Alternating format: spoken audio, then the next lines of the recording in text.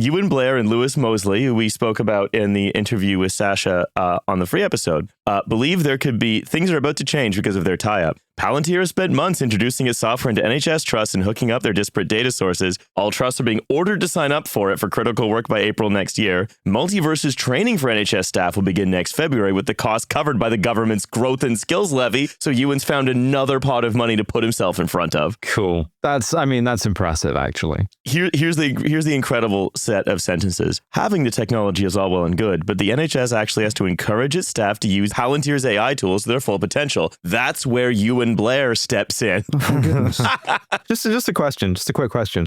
Is this popular with healthcare workers? Do they like doing it? No, they don't. Not until Multiverse get involved. Okay. They hate Multiverse's job is to be like, hey, so Palantir, the guys who are, sort of deeply enmeshed in all the worst and sort of nastiest parts of the security state. Well, why don't you try incorporating them into your practice? Hey, pretty good. Yeah. And it even says, because it's the Telegraph, they're even like, Palantir's even helping the NHS absorb the impact of resident doctor strikes. You can use it to break strikes. Cool.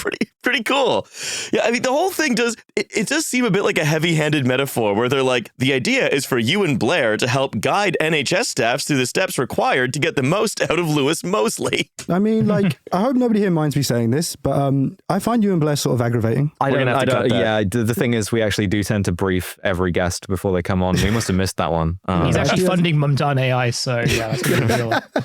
You have to check with the most controversial stances. I mean, no, because my issue with Euan Blair and the Blair family more broadly is that, like, first of all, we already have one Blair who's wandering around telling us that we're doomed if we don't get involved with like AI and digital ID. Like, your dad already does that, and he is one of the primary reasons the world is in such a dire condition right now. And none of those are the reasons that you or your dad want to acknowledge, let alone talk about. So there's that. But then, like, the other thing about it is that, like, I was just thinking the other day with like Trump having MBS at the White House, and like Trump is literally pointing over at MBS and being like, yeah, it turns out like no one actually liked Khashoggi and it's kind of good that he died.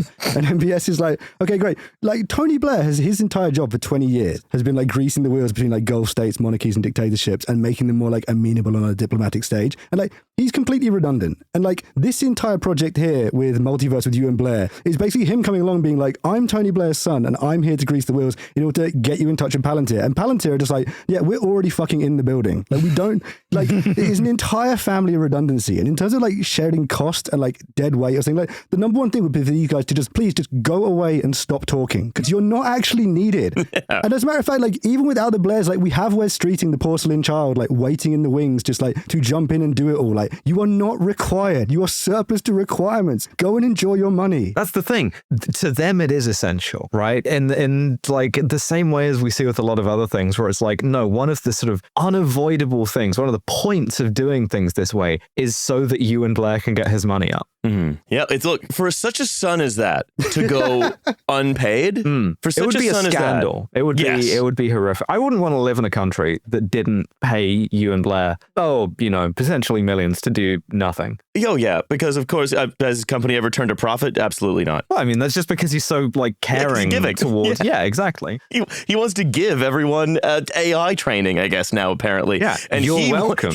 He wants to shepherd Louis Mosley into the NHS to break the power of organized labor. No, you swayed me. It does feel like quite a fucking, I don't know if I could even call it a metaphor. It's the literal thing. It just is the thing. Yeah. It is just, it's galling to see it. You don't want first is tragedy, second time is fast to be true as often and as like, as regularly as it is. Yeah. Like we should have been done with the dads. We shouldn't be getting the son redo performance. Yeah, like a guy who reads Marx one time and is like, you can predict everything that's going to happen, should have stayed a joke in Hail Caesar rather than a type of person you actually kind of end up being. Yeah, it's just like with the Epstein emails thing. It's like, I really thought it would be more complex than this.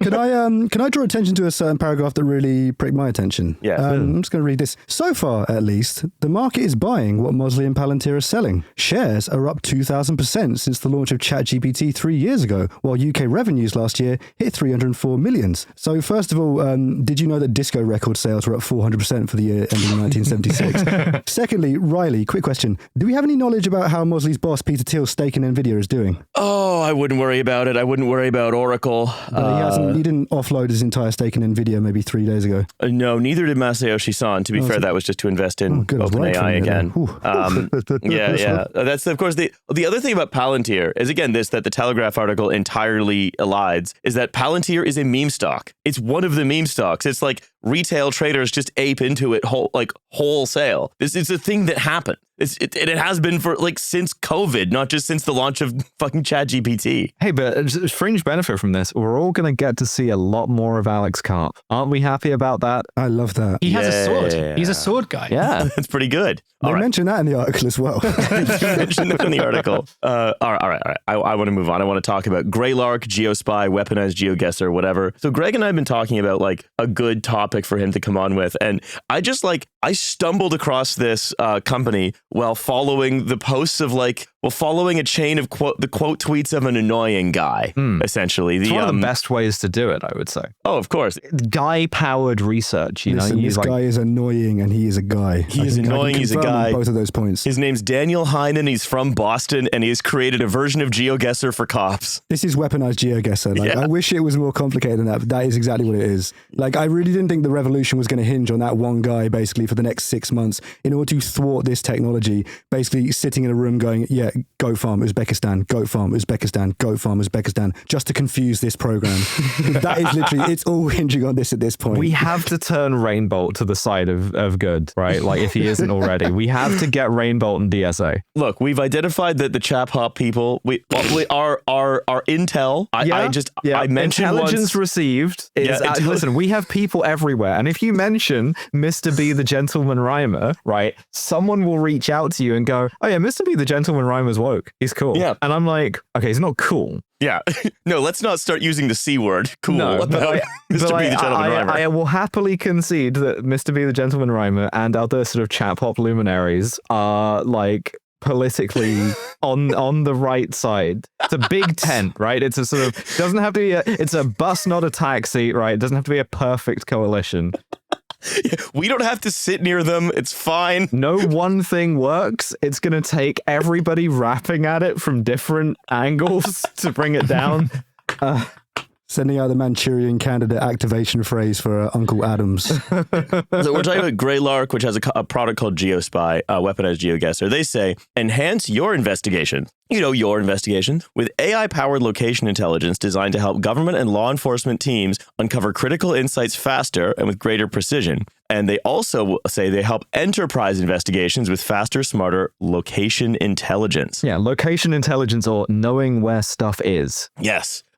They call it visual superintelligence, or I super call knowing where stuff is. Yeah, super by a lot. I know where a lot is. But all their videos that they post on their social media show examples of using their platform. And again, it's videos of people using their platform. So I always am I don't know how much of this to believe, because some of it's certainly possible in theory, but how much of this is hugely overhyped? It is, again, it's hard to say. It's not like we have access to their back end and, we wouldn't know what to do with it if we did. But what they claim to be able to do is take a photo, any random social media photo, and the example that they use, or one of the examples they use, is some drill rap, and be we can locate these criminals. Cool. And then they take a tiny screenshot of this drill rap video, and then they upload it to their program, and then it geoguesses the whole thing. And they say, we can do buildings. We can identify anything from tiny blurry pixels because our AI is so good. Again, I am skeptical. Take it with a boulder of salt. Where's your kind of data for that coming from? Yeah. But also, I think whenever we talk about these companies, we talk about them as though that what they're saying is plausible because it shows what they want to do and what people want them to do and what the market seems to like. So, a detective at a large metro police department said, Greylark helped us apprehend a dangerous fugitive in under 20 minutes. This tool is unbelievable, a game changer for law enforcement operations. Arguably, if it was within 20 minutes, maybe not that dangerous then. Also, this is the other thing, is especially with everything, but especially in relation to product endorsements, no one lies more than the police, right? You really have to internalize that. And particularly whenever they get cops to say, hey, we love this technology really works. No, it doesn't, right? You can look at shit I don't know, anything. ShotSpotter, for instance, for that. Chicago spent millions on that and it didn't fucking work, ever.